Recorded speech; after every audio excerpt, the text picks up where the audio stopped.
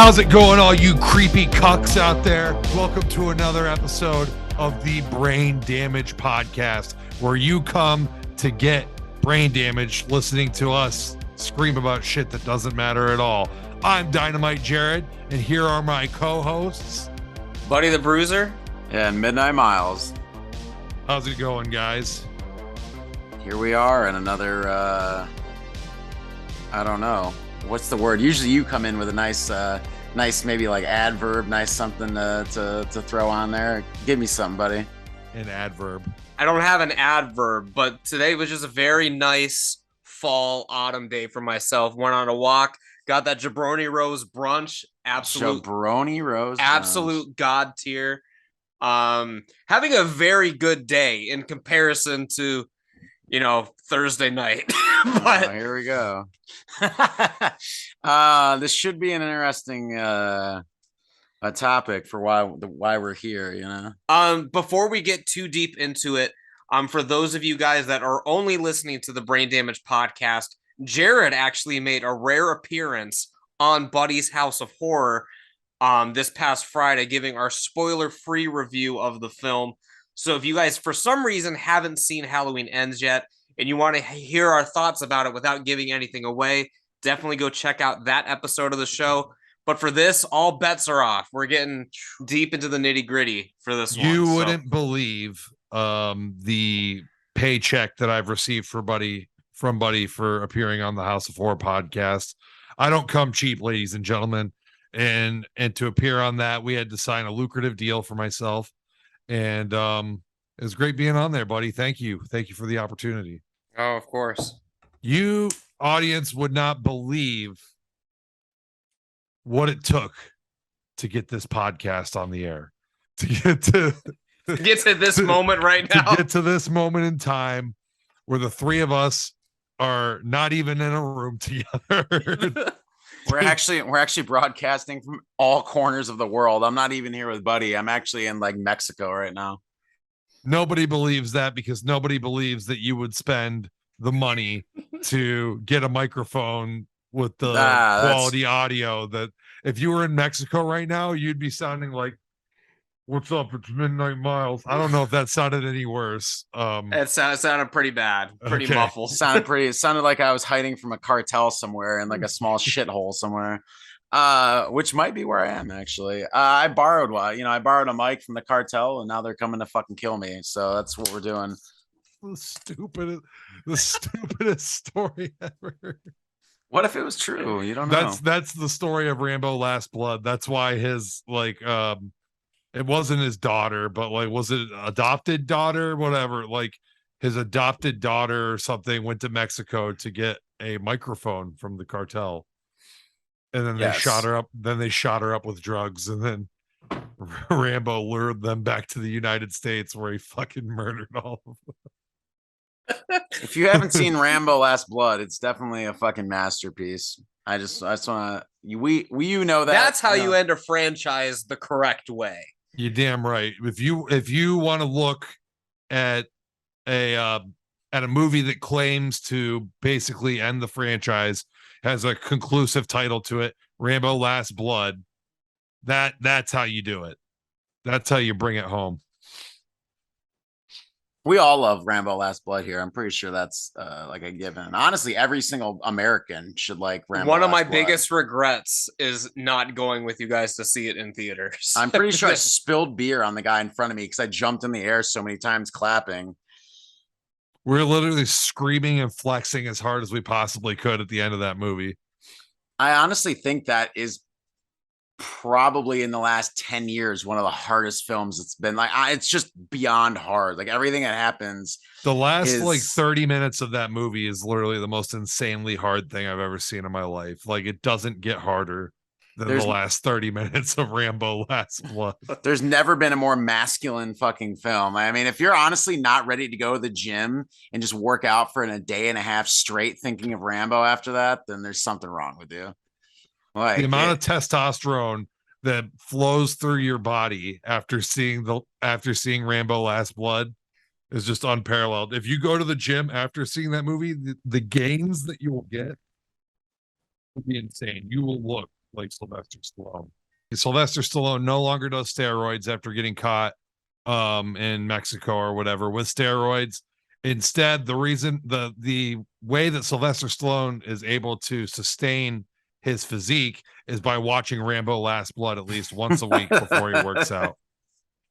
That keeps his testosterone levels at a high enough level to maintain his physique when he works out. I mean, even the end of the other the Rambo before that is in fucking insane. The one where he's just like blowing people's bodies fucking apart. Like I never saw that one in the jungle. You know what I'm talking about? The end of that one. Yeah, it's the one that's just called Rambo. Yeah, yeah, that movie's insanely good too. It's like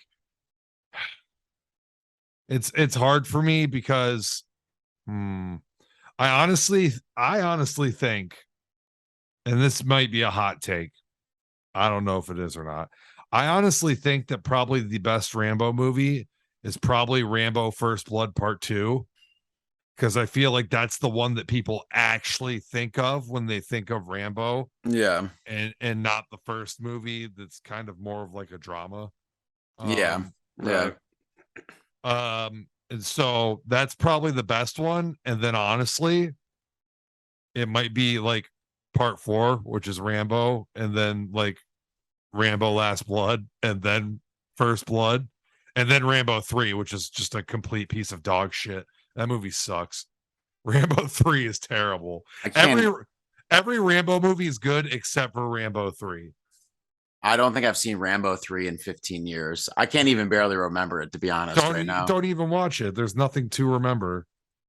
Except that he rides horses. I think he rides like a horse in it. I don't know. It's bad. Have you guys before we get into, our Halloween Ends discussion, what else have you guys been watching in this month since last time we sat down? Anything good? Any like recommendations? Well, recommendations even for myself, like we were talking to Jarrod before we started this, and he's gonna be watching Terrifier the next time he comes out. And Terrifier 2, I saw in theaters with you. Watched, yeah. Could have trimmed about 25 minutes off of that thing, but it was very good. Yeah, I gave it an extra. I really gave it a high fucking score. I'm not gonna lie, I marked out for it pretty hard, but I probably gave it definitely at least an extra half star for the gore, because the difficulty of the on-screen gore, as someone coming from like a makeup effects background. I see Jarrod smiling. He's adding some ammunition to his arsenal as we speak. Well, no, but honestly, the kills, and I know Jarrod, when he finally sees both of them, he's rubbing his hands together. He can't wait. He's gonna love it. I mean, the amount, the difficulty. You have to admit the difficulty of the kills. Oh no, it was. There insane. were no cuts. Literally there were no insane. cuts. No after. Like there were after effects, but like almost every main kill was just on camera, rolling, flawless like execution of the makeup effects. They weren't trying to hide anything. I mean, it was just that alone for me. I was like, "Fuck, this is crazy." Like I know how hard it is to pull that shit off. Right. Yeah, I'm excited to see what Jarrod thinks about it. Maybe that can be like our Halloween special or something if he watches it before the 31st. So should be fun. You haven't go ahead, Jarrod. No, go ahead. Because all I was gonna say is he hasn't seen the first one or the second one, so he's just gonna have to watch both. Yeah. Right? Yeah, I've somehow managed to avoid watching the first one for 6 years. I don't know how I did it, but I've just never watched it before, but I do want to see it. I'm excited to watch it, and then see the second one eventually. Probably not even this year, but at some point I'll see the second one. I've watched only 3 movies this month. One of them being Halloween Ends, the movie that we're gonna watch today. The only other ones that I've watched were To All a Good Night, which is one of those old Christmas slashers. And then I rewatched Phenomena recently with Maisie, and I think it was my first time seeing the uncut version of it, because when I watched it originally, I watched my Creepers VHS.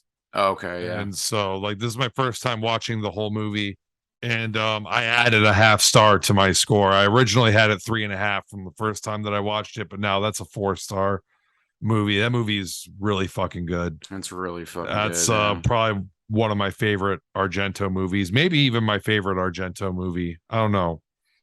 To All a Good Night was very average. I gave it 2.5, and I just watched it like a week ago, and I honestly can't tell you anything about it. I don't even I don't even remember anything about it. Very standard. I think that some of the kills in it were like decent, like for the time. I watched the new Jeepers Creepers, which is probably, I think that was the lowest rated film that I watched this year. Because like literally it was nothing. It was a good comedy. I mean, but as I mentioned to Buddy, like there were some legit PS2 backgrounds. Like there were parts where there was like whole green screen backgrounds where there'd be like two people in camera and the rest was like a PS2 backdrop. And it was just like I don't know if half of it was just filmed on a really shitty green screen, but the creeper looked amazing. Like the kills were cool. There was some pretty cool kills, but some of it was also him just like taunting people, which I don't remember him taunting so many people in the other films, but this is also from a completely new director, new everything. Like, I mean, it's like, it's called Jeepers Creepers Reborn. I mean, it's kind of reboots the franchise, but I probably could have given it maybe an extra half star for the kills and the practical effects, but the rest of it was just so fucking, there was like no effort into it, I mean, everything like with the creeper was great, but the rest of it was a chore to watch for sure. But if you're bored one night and it hits Netflix, fuck, put it on if you want, there's some hard kills. I don't even like Jeepers Creepers as a franchise, so I'll probably never watch it. I've seen like the first one and maybe the second one. I really don't care for Jeepers Creepers. It's a cool character. I just feel like they never really like, I don't know. I don't feel like they like pull off the full potential of the character. Like I feel like they could do more with the story, like I don't know. Yeah. You're not a fan, buddy, and Jeepers Creepers guy? I've only seen the first one, and it was like in 2009. And I just remember him like jumping over a car or something, and it was insane. And then of course I remember that. And I remember Justin Long like at the end, like that final shot, but like the rest of it, like I don't really recall. I think Dan Lacey, wasn't Dan Lacey obsessed with Jeepers Creepers back in the day? Oh, so I don't know. Honestly, when Jeepers Creepers first dropped, like everyone was obsessed with it. Like people would be walking around my school. What year did the first Jeepers Creepers come out? Were we even in high school yet? 2002, I believe, right? It was like early 2000s. I think it was 2000, might even have been 2001. It was 2001, 2002. So we were young. Yeah. So I was either in like fucking 6th grade or middle school, but people would like, I remember people singing like the song like all the time. Jeepers Creepers. Wow. Jeepers Creepers was 2001. Jeepers Creepers 2 was 2003. I saw Jeepers Creepers 2 in the old Saybrook Theater, but that was another one of the first like rated R films I remember being able to see. I'm not a big fan. I don't know. I watched it and I thought that it was just like so incredibly mid, like very mid. What is my score for it, honestly? Jeepers Creepers Reborn, I think, has the lowest average score I've ever seen for a film on Letterboxd. Its average score right now is a 1.1 star across the board. I've never seen something have a lower score. I gave the original Jeepers Creepers 1 star. I was being pretty harsh, I guess. That'll stand. Dan and Joel both gave Jeepers Creepers Reborn a higher score than I did. I mean, they love Jeepers Creepers. Yeah. They both gave it 2 stars. It's not saying a whole lot. But seriously, they give things like 1 star that are actually like remotely good. Like well, what was Dan saying? Like he almost gave Halloween Ends 2.5, but he was like it was gonna be a strong 2.5 or some shit like that. They need Joel's movie that he watched the other day. I can't remember. He just posted it on goddamn Instagram. And it was a good movie.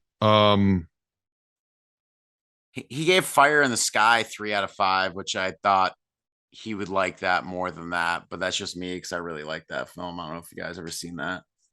I haven't seen it. I know of it, but I've never seen it. I'm gonna have to go to his page. He let's see here. Oh, maybe it wasn't something good that I've seen, but this movie that he watched, Spellcaster, his whole review for it was literally like how amazing it was. This is exactly what I'm looking for when I watch an 80s horror movie. Strong 3 out of 5. Yeah. Literally didn't say anything bad about the movie at all. I was like, But only 3. yeah. I mean, it's a good score, but like, I don't know.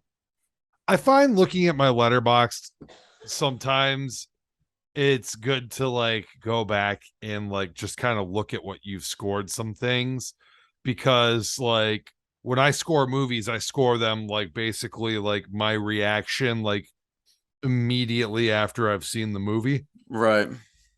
And like sometimes like a movie will get better or worse as you've had time to like sit there and think about it. So I'm seeing numerous 3-star movies where on there where I'm like, wow, I really only gave that 3 stars. Same. Yeah. Like I just like saw Hard Target on there and I was like, what the fuck? I only gave that 3 stars. I fucking loved that movie. I thought that shit was amazing.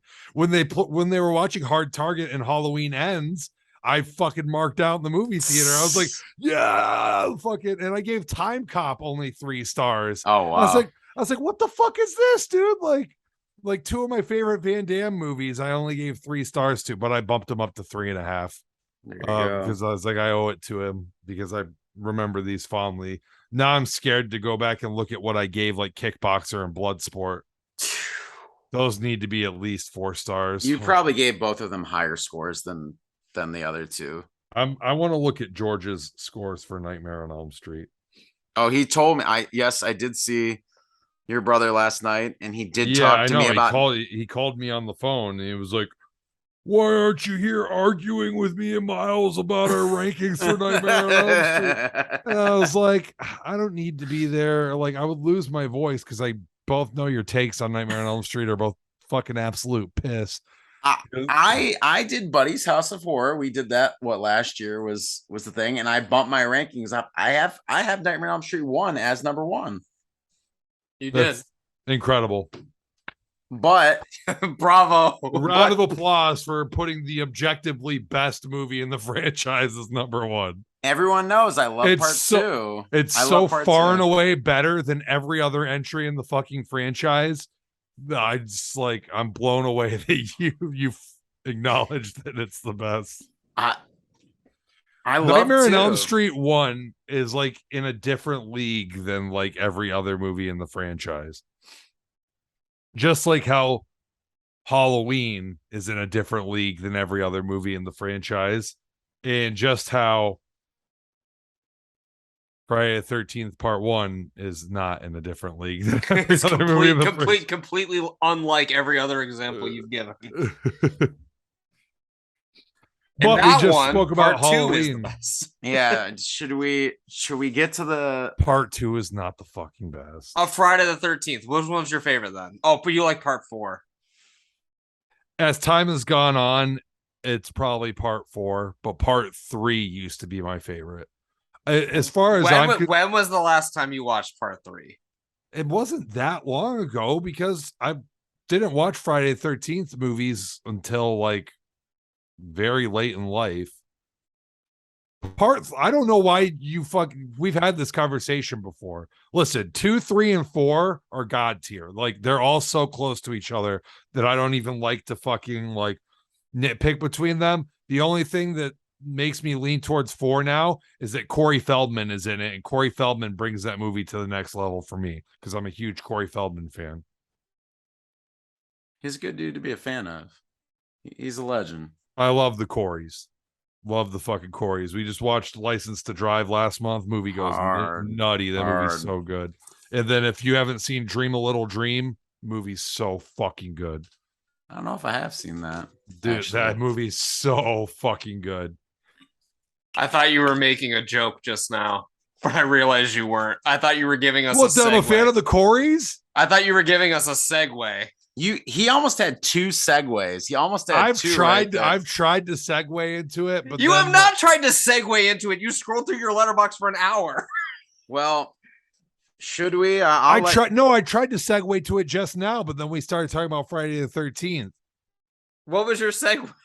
I was gonna say and he did like start talking about like Halloween. I was like, and I just mentioned Halloween. So speaking of Halloween, and then like we just kind of went back into how Friday the 13th part That one one was my bad. But then you brought up the Coreys, and I was like, okay, he's getting back on track. what do the Coreys have to do with Wasn't the Halloween? kid's name Corey? The Corey, the new man, the new Oh yeah, god his damn. name's Corey. Yeah, he's the yeah. Well, I'm not a fan of that fucking Corey. If Corey Haim or Corey Feldman when he came in here and beat his ass, that would have saved this fucking movie for me. all right. If they would have just cast Corey Feldman, maybe that would have saved it. Well, Corey guys, Cunningham. let's hear it. Let's see what you got, Miles. I'll let you do this because Jarrod and I obviously have radically different opinions on the film of you. Let's give Miles a couple minutes just to kind of. What did you like about this? The thing. Okay, so the thing. Uninterrupted, a few couple minutes. Okay, all right. Let me just turn my fucking microphone. I'm just gonna unplug my microphone entirely. At least I get to see your face, your reaction. I wish I could just walk away and get a drink of water, but I actually have to hear what you're gonna say. You can. If you want to walk away, that's fine. I think anyone who's listened to any podcast I've ever been on with either of you knows that. How do I want to word this? And Jarrod infamously puts me in boxes with this sometimes, or a category with this.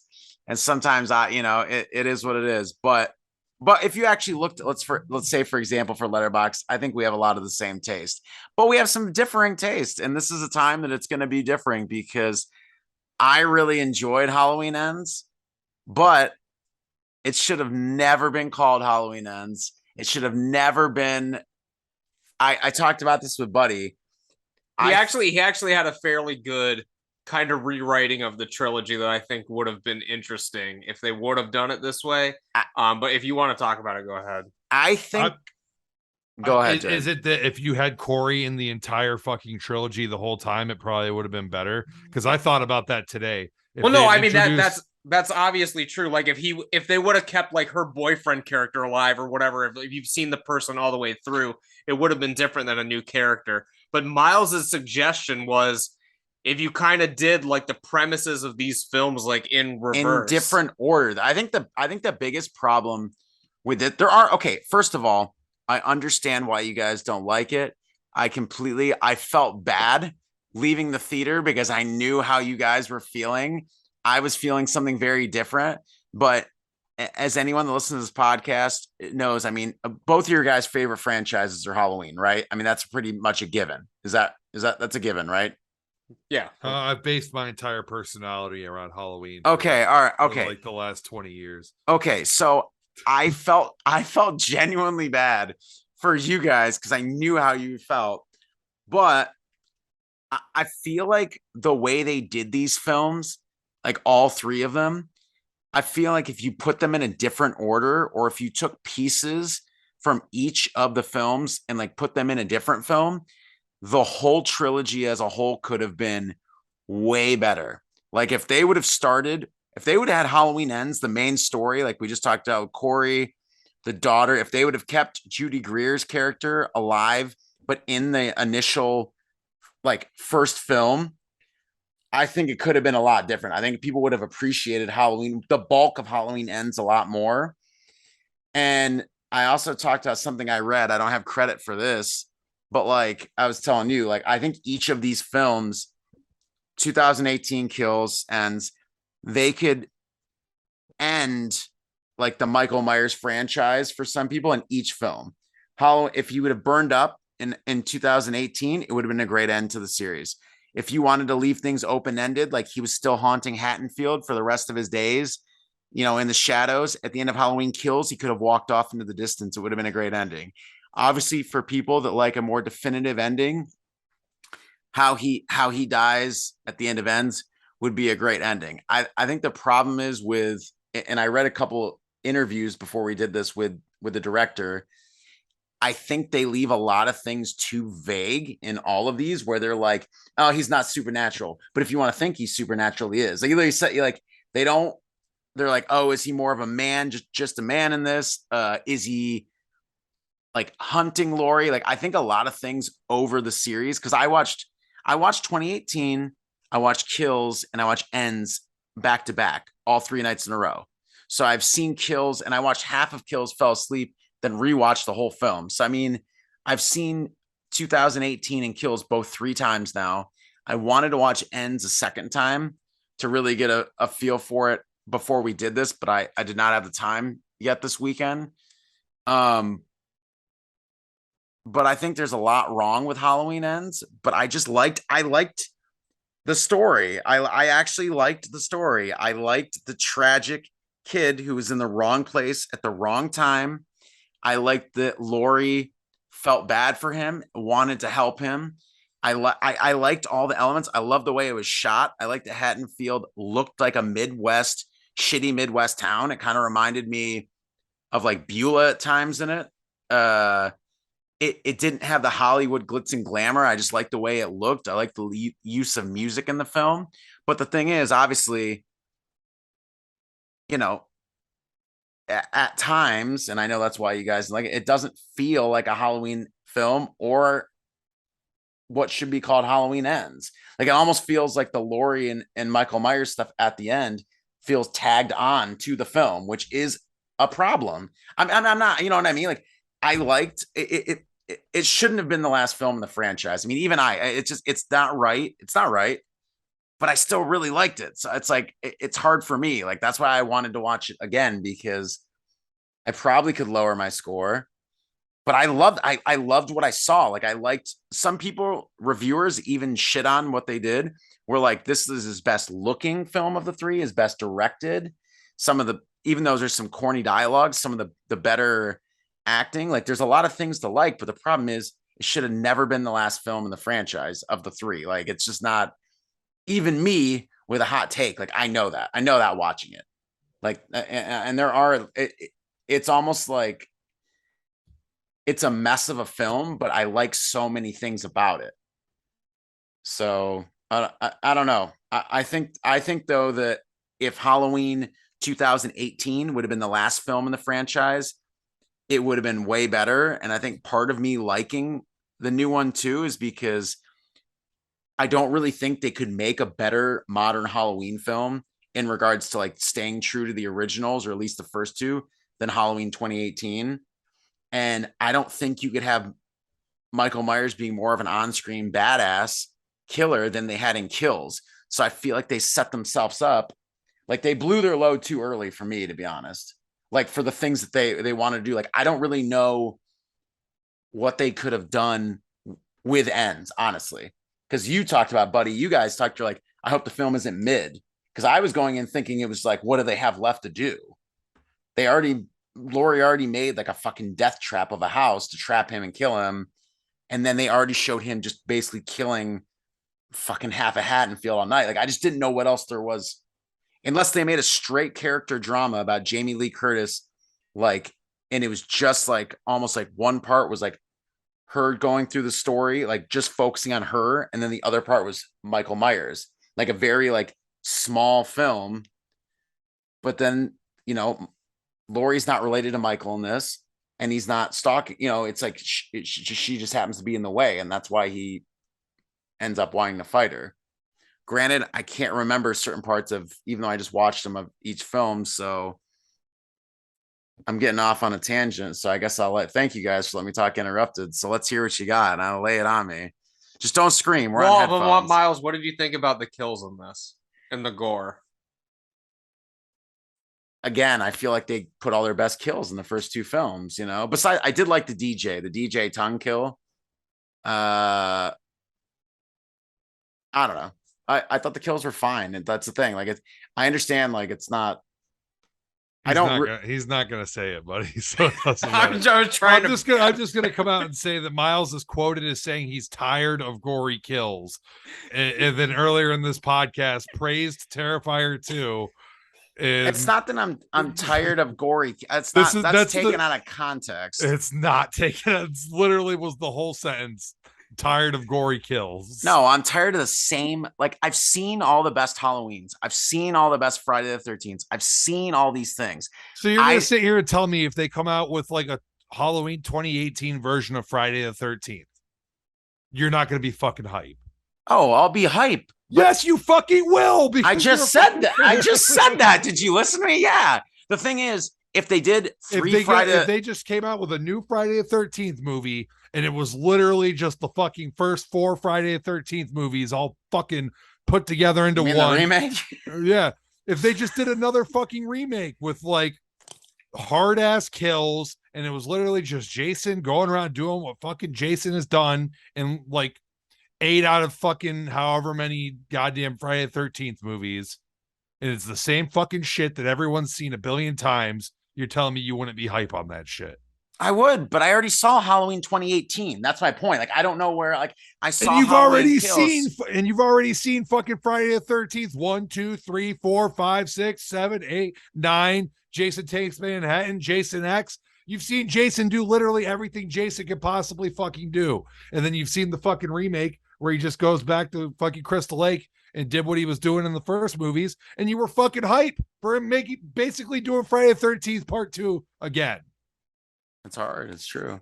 But it's just like, the whole point is like, I like Jason going to space. I like when the filmmakers take the story and just go ape shit somewhere else with it. I understand why people don't. To be fair though, like with Jason Goes to Space, because I love that too, is that Jason is such an outlandish character and has been established as like an outlandish character for like very early on in the franchise. So when you're like Jason Goes to fucking space, you're like, okay, like I'm on board. Like if it would have been like Michael Myers Goes to Space, nobody ever would have fucking liked that. Agree. Yeah, no, I agree. It's just like when Leprechaun went to fucking space and nobody gave a fuck. They're like, yeah, okay, this is fucking silly guy going to space. Well, okay, so he was in a silly, goofy mood, so he decided to go to space.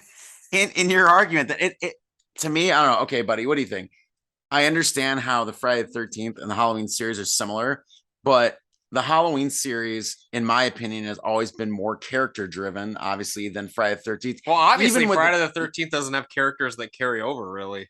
Besides Jason, I mean, Tommy Jarvis, but even Tommy Jarvis's stuff, his motivations are like everything's like very simple, in compared to the character work of.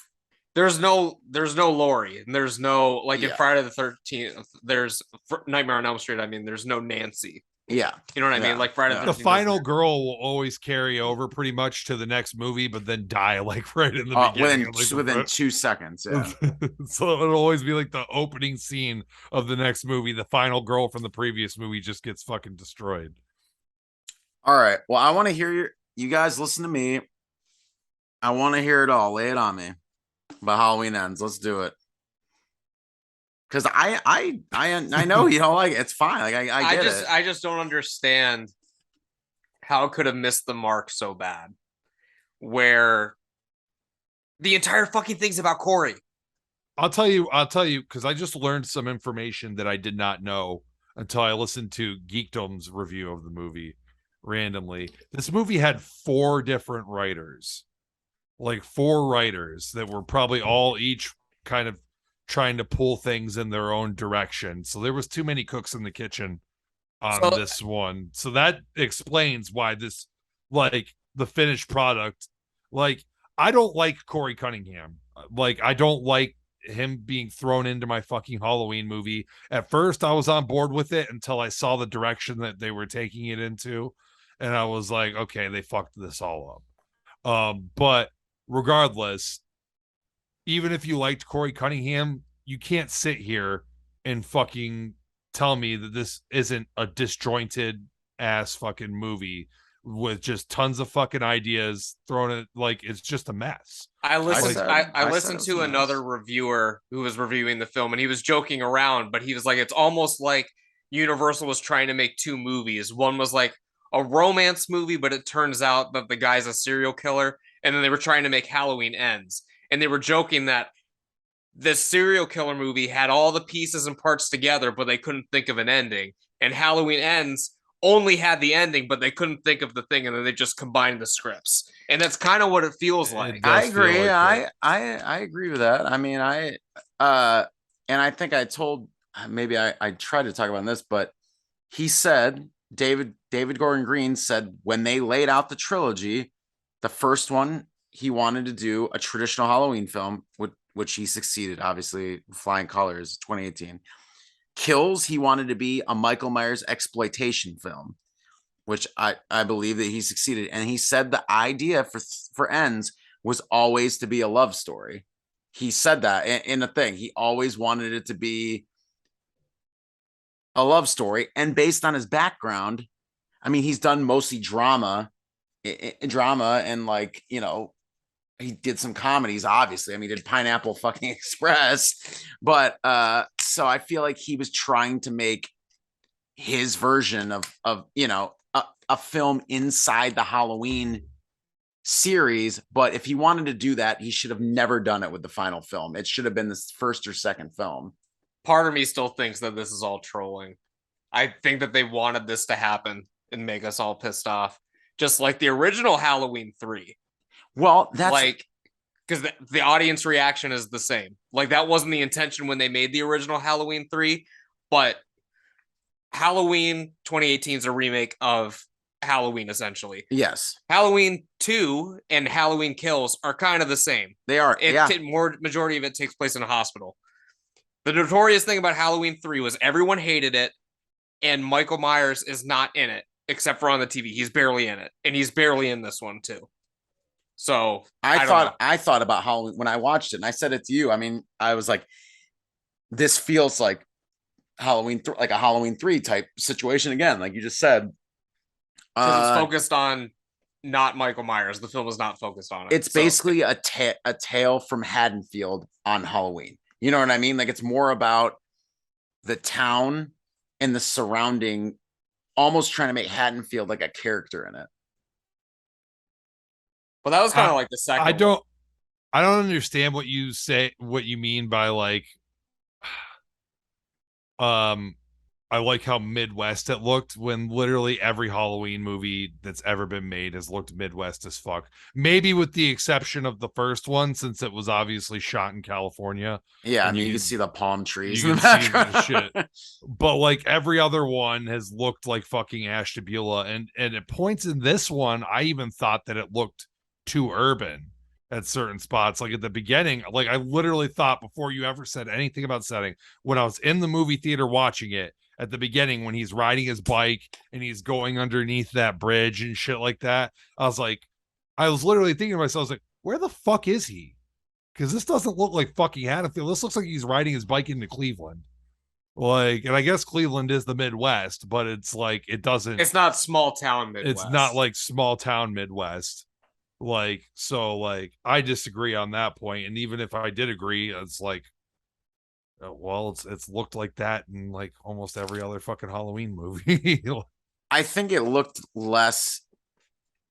This one looked less Hollywood than to me. Like, I think that's what I meant by it too. It looked more like an indie film than Kills and Halloween 2018, which I liked, but it could be to its detriment. I mean, because it doesn't look. That is an issue. Like, I love the way it looks, but it doesn't look like it was made by the same filmmakers who made 2018 and Kills. Well, it doesn't feel like it either because it doesn't carry over a lot of the plot points. Like Miles, how do you feel? Because Jarrod and I talked about this a little bit. At the end of Halloween Kills, it's really built up that Michael Myers could be this supernatural entity. He's given the town. Could be. He fucking is at the end of that movie. I'm sorry. This dude's getting beaten to death with fucking baseball bats and tire irons and whatever the fuck else. He says, nah. Fucking gets up and just kills like fucking 50 people. He just like walks through a fucking gang of people and just murders every single one of them and then just walks off into the night. And then you're going to sit here and tell me in this movie, oh, you're just a man. Fuck you. Well, and Fuck not even you. that. I've already seen this guy do fucking shit that a normal man cannot fucking do. I've seen him do it in fucking Halloween, the original. I've seen him do it in the Halloween 2018. And I've seen him do it in Halloween Kills, most of all, when he was like more supernatural than ever fucking before. And then this, they made him a fucking fragile old man. Okay, like so out of fucking nowhere. So again, like with above average, with old man strength, of course. This takes 4 years, takes place 4 years after the other ones, which in normal human terms, like if you're an old person, 4 years, you can age a lot in 4 years. But this is Michael Myers. And he gets Corey, who got beat up by high schoolers earlier in the film, gives Michael Myers the business in the sewers. He just walks in the sewers and beats the fuck out of him and takes his mask. Listen, aging 4 years, I'm sorry. Okay. Like, no, it maybe you could say, oh, he's still hurt from when they all fucking fucked him up with the bats and shit, but they didn't fucking say that. Like, nobody said that. Like, that was never even hinted at or alluded to, that maybe he's still a little injured from Halloween Kills, which even if he was, by the end of that fucking movie, he didn't look injured at all when he no-sold everything. He no-sold everything and just started fucking murdering everyone. And so, like, okay, 4 years later, the notion at the end of Halloween Kills is that he gets stronger every time he kills. Well, it's said in this movie that he's been pulling people into the sewers and killing them. So if that's the truth, which we had no reason ever before not to believe that it isn't, because we saw it happening in Kills, and then in this movie just randomly, nah, you know what, we've decided that he's just a normal man, when he never was. Michael Myers has never been a normal man in any Halloween movie except for maybe the Rob Zombie ones, and even in that, he's not a normal man. He's like a freakish man that's like fucking has like freak strength, but I guess he's human in those ones. It's been a while since I've watched them, and I don't ever want to watch them again. So, but it was clear as day in 2018 and in Kills that there was something more going on with Michael Myers, and it's always been the way. That's his character and as the franchise has gone on, different writers and different directors have kind of done their little spin on what that something is. And some have been better than others. Some people don't like the Cult of the Thorn. I'm really not a fan of the Cult of the Thorn, even though I like all three of those movies. Yeah. But like, I'm not a fan of that explanation. But even then, it was still an explanation. There's no attempt at anything. It's just like it's like Halloween Kills. There was an attempt in Kills. That's what I'm saying. In this one, but then they were just like, "No, we're gonna drop that." Well, you can't just fucking drop that, because we've already seen him do extraordinary things. Like, he has feats. Like, you could do the fucking thing where you like Michael Myers versus Jason, 2018 continuity. Well, here's Michael Myers' feats. He's got some pretty fucking good feats right here. Like, he did some fucking Jason Voorhees level shit when he fucking got up and just started murdering everybody around him. So just like them just dropping that for no reason other than to tell their fucking story, which, by the way, didn't need to be in a Halloween fucking this could have been a fucking any movie. Like, you could have done this exact fucking movie and replaced Michael Myers with an original character. And I said that in the spoiler-free review, because like literally at the beginning of the movie, there's the whole exposition. Insert blank killer's name here has been terrorizing this town for 40 years. And now the townsfolk are fucking, acting out and fucking killing themselves or killing each other and doing all this shit, and everyone's going crazy. It didn't have to fucking be Michael Myers, because it basically fucking wasn't Michael Myers like in this movie, even though it was, but you know what I mean. It was Michael Myers in fucking shape only, and had almost none of the characteristics other than he didn't talk of the normal Michael Myers. You literally could have put fucking Leslie Vernon in this movie. This could have been this could have been the sequel to Behind the Mask, with fucking Leslie Vernon living in the sewers and seeing something in Corey Cunningham and sparing his life, and then he damn, he just like me for real. yeah, and then he goes about doing it, and you know what, even then it would have been like an above average Lifetime movie. I mean, like, so it's just like, I don't know, like I would have liked it better if they did that and it was just called Corey or something, or like the fucking, you know, like October 31st or something.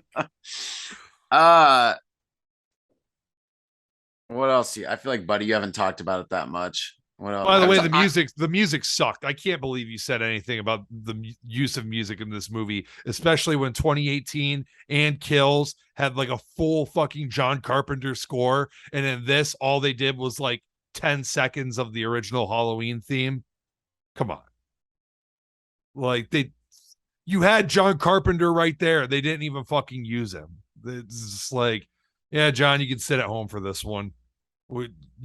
Your synth scores that you did for the last two movies, those were cool, but we're trying to make a shitty movie this time, so like we're gonna keep you out of this one. Like, and can you confirm for me, were they playing, like, every time they were playing the piano, were they just playing the Halloween theme and like breaking it up throughout the movie? I can't remember that, to be honest. Every time they walked into that abandoned house where the kid died, this is, we might as well start spoiling things, and we haven't even spoiled anything. This is supposed to be a spoiler review, but where the kid died, there's the abandoned piano, and every time they go into the house, they play a couple keys on the piano. Are they just like the first person that did that's like the first two notes of the Halloween theme, and then the next person, and then like the next person is like the next two notes? Like, that's just what I assumed, but like the piano sounded like shit, so I couldn't even tell like what they were doing. I didn't notice it at all. I wanted to point out one thing that I had to notice it because fucking every single character that walked in that fucking house did it. Like, it happened like 6 fucking times throughout the movie, and I was like, why does everybody have to touch this fucking piano? But regardless, go ahead, Miles. Sorry. No, you're good. The color, because we talked about a Halloween 3 and some similarities. The color of the font in the opening credits is the same as Halloween 3. I saw that on Facebook earlier today. Okay, yeah, because that was something I noticed immediately in the stuff they were doing. So that's just like, I think it's just a little tidbit. I will say, through all 3 of these films, like I said, I just watched all this week, there's so many nods to every single film, like in the Halloween series before it. With the homeless guy, did you get, like, in this one, did you get, nods like 5 and stuff like that? Obviously, like the sewers, and maybe the homeless guy was kind of like looking out for him, maybe even helping like lure people down there so Michael will bring him in and kill him.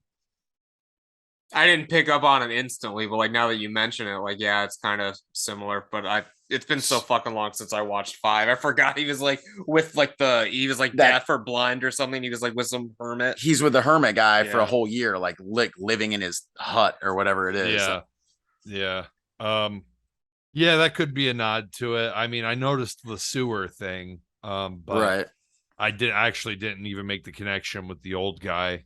Kind of probably, if anything, thought more about the fucking crazy homeless guy in Friday the 13th. Actually, what a legend.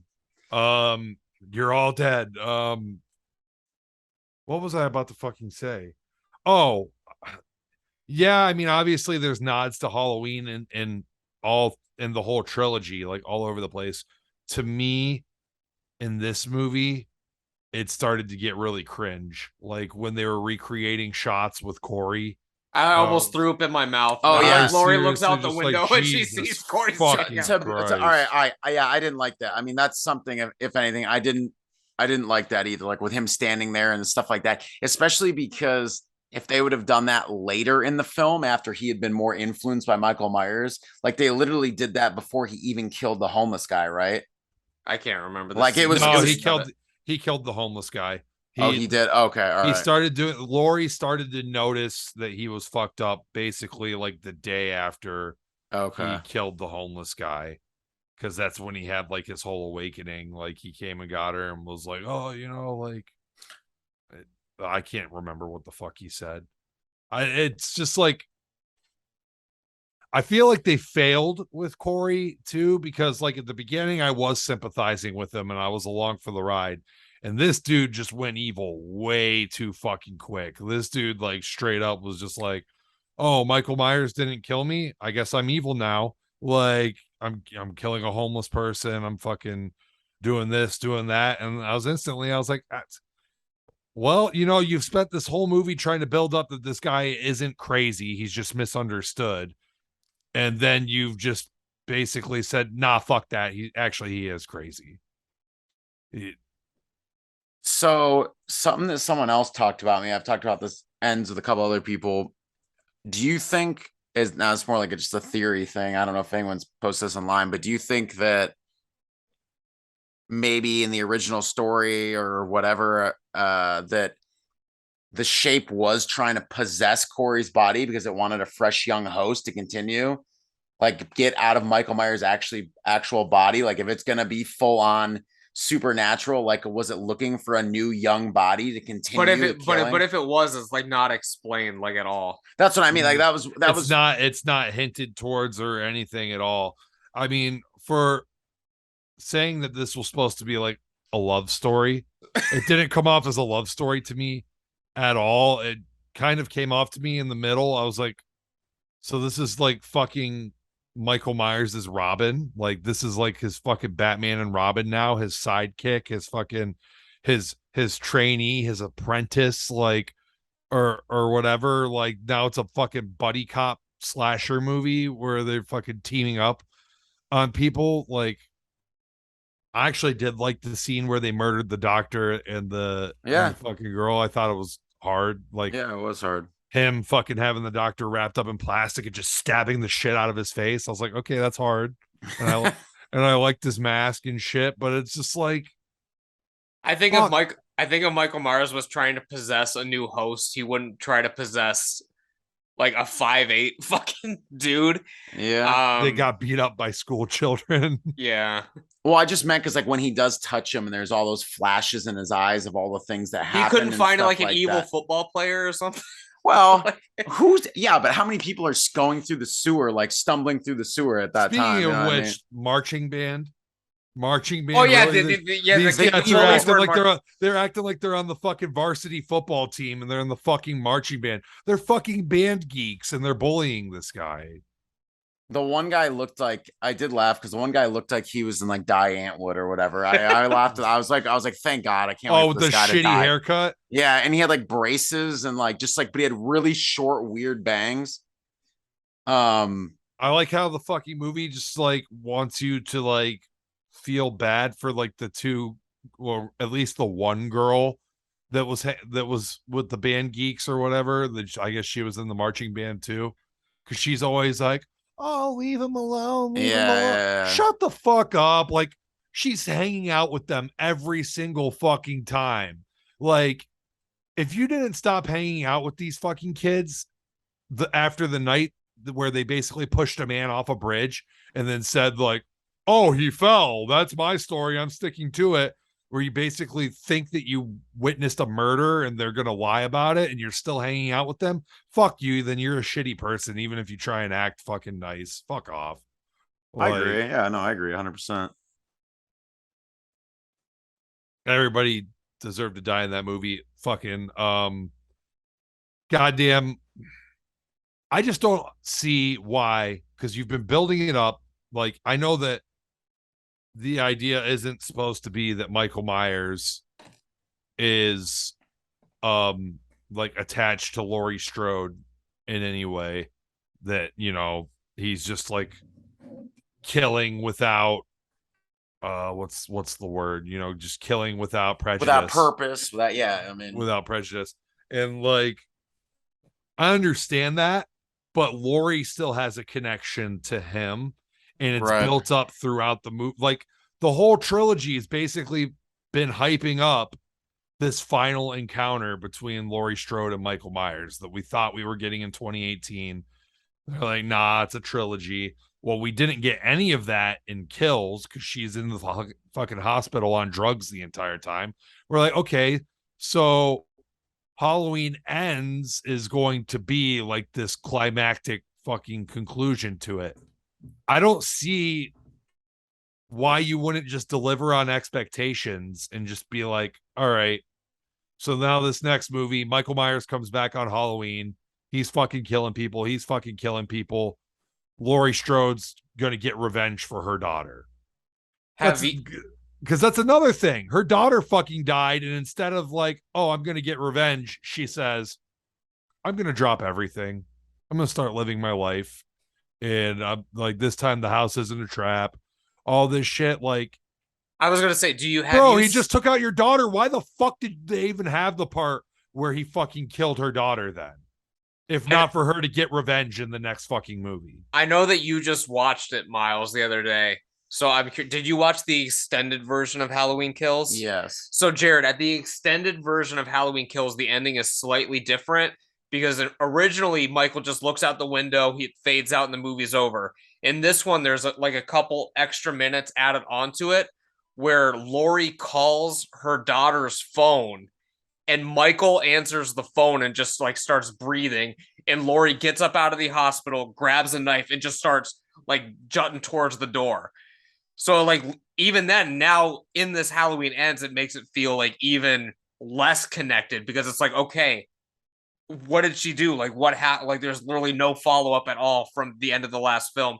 And that's like one of the things that really like bugs me about this. Not even that it's Halloween. Like if I was watching any trilogy, and I brought this up to you, Jarrod, during the spoiler free, like if you have a film that has certain character story elements, whatever, you have your sequel where it's continuing on the same story, and then your third film introduces a new character who no one knows and no one gives a fuck about, and the entire thing is about him basically, instead of what you've been building towards this whole time.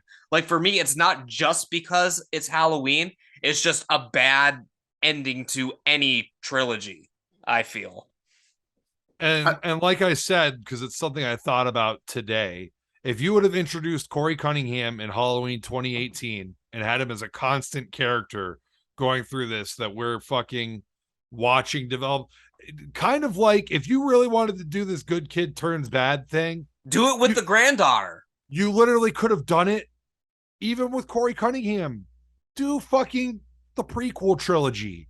They had Anakin Skywalker from movie 1 to episode 3 slowly going towards the dark side throughout. You're seeing his transition as the fucking movies go on. You know what I mean? Instead of just this jarring fucking... You just plop him into the third film. You just pop him into the third film for 20 minutes. I'm like, okay, I kind of feel bad for this guy. I wonder where this is going. And then boom, suddenly it's like, oh no, I'm fucking evil now because Michael Myers and I made eye contact. Like, huh? You know who else made eye contact with him? Fucking Dr. Loomis. And he was like, nah, that's not cool with me, bro. And Laurie Strode and pretty much everybody else. Like, I guess that since he wasn't scared or something, I don't even fucking know. It didn't make any fucking sense. It doesn't build on anything. Like, that's all we wanted, and that's all the posters have. None of the posters have Corey Cunningham because you know what? If they had Corey Cunningham on it, nobody would come see this fucking movie. All these posters have are fucking Jamie Lee Curtis and Michael Myers standing back to back, face to face, fucking next to each other, whatever. Why? Because it's called Halloween Ends, and we want to see fucking Laurie Strode versus Michael Myers. Someone's got to die. Both of them got to die. Either way, this has got to end. And it does in a fucking tacked on 20-minute sequence at the end of the movie. Totally fucking tacked on. It was very tacked on. I mean, I said at the beginning, I completely agreed with that. I think the thing for me it completely goes against everything we know about Laurie Strode's character. For her daughter to die and then her suddenly to just be like, Yeah, I'm over it. Fuck it. I'm gonna live out the rest of my days in peace now. That's why I think what Miles said is like so interesting. Like if you had the Halloween 2018 film, Laurie basically recovering, writing a memoir, and then the next two films she's just divulging into that house that's the battleground basically. I think it would have been a better trilogy, I guess. That's what I But, like, I just think I think like It's more personal for her after Halloween Kills than it ever was from Halloween 1978. But like, okay, he almost killed her in 1978, but she got away and survived. That drove her to the fucking brink and made her. And at the time, yeah, that made sense. I was like, okay, yeah, she had a near death experience. This is fucking, like she's basically fucking crazy now and all this shit. But then her daughter dies and then she decides to fucking write a live book and peacefully. move to the suburbs. It makes zero fucking sense. It doesn't make any fucking sense for that character. And it would have made a hell of a lot more sense if she was just living peacefully after 1978, trying to forget about all that, writing her survivor book and everything. And then Michael comes back and then she's like, oh, what the fuck's going on?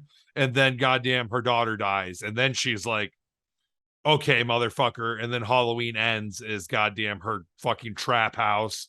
I mean, that's not the right word, but her house is basically her house. It's basically a fucking like a trap for Michael Myers. She's fucking all military trained and all this shit. And she's just a fucking badass because she's been waiting 4 years now for this motherfucker to show his face one more time in Haddonfield. Because this time it's fucking personal.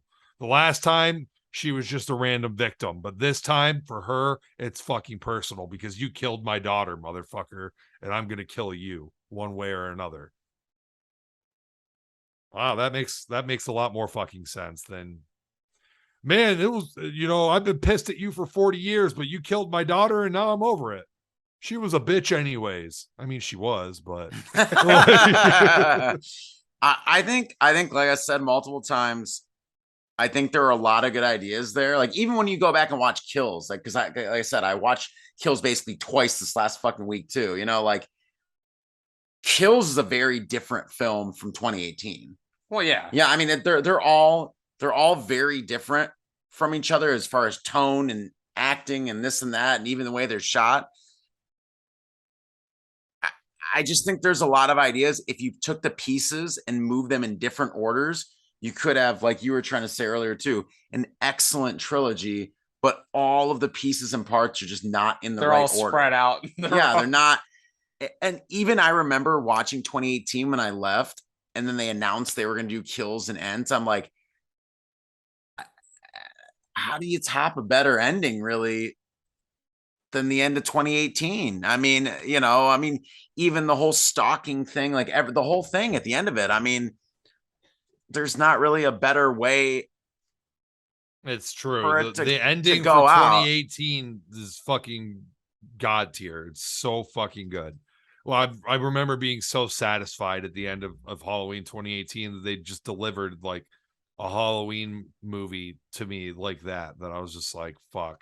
And all the nods and the stalking and just basically her seeing, like basically her and all of her training, you kind of seeing it like her plan go into action and how she basically has Michael right where she fucking wants him. He's the prey now and she's the fucking predator.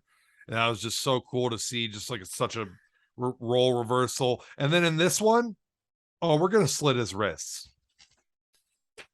No, hey, I said I didn't like. Fucking kidding. I'm like, in that shit, I was like, when they're sitting there and she's like, he's dead. I was like, if this motherfucker doesn't sit up from this goddamn table right now and start fucking shit up, and he didn't, like, and so I was just like, you know something, man? We've seen this guy survive fucking burning house. We've seen him survive getting shot 6 times or 8 times. Is it 8 times in the original movie? I think it's 7 times. 7 times, whatever. Even though they use a revolver, right? Many times. He's been shot many times. He's been shot several fucking times. He's been fucking basically beaten to death and all this shit. And he's always fucking just got up, brushed the dirt off his shoulder, and then just fucking killed everyone. people in real life have survived getting their wrists slit like several times. It is not uncommon to slit your wrists and survive. Like, it's actually a really fucking dumb way to try and kill yourself, because a lot of times it just doesn't even fucking work, or someone will find you before you bleed out and save you. All kinds of fucking shit.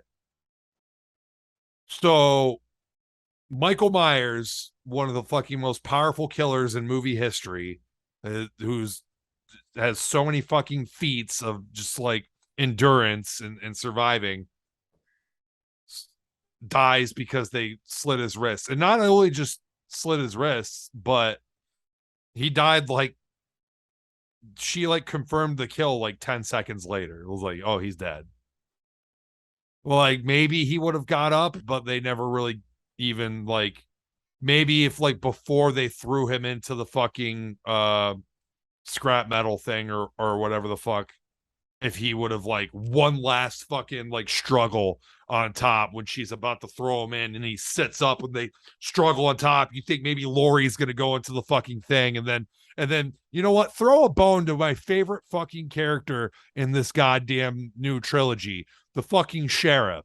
All right. Listen, The legend. I popped hard when that guy showed up at the end of the fucking movie, because halfway through it I was like, where is this motherfucker? Like, seriously, because in Halloween Kills and in Halloween 2018, this dude did nothing. He just fucking walked around and said things. He did absolutely nothing. He served no point. And I was like, look, dude, this guy looks hard as fucking nails. He does look hard as nails. Yeah. Like, he looks like he has a fucking 10-foot long cock.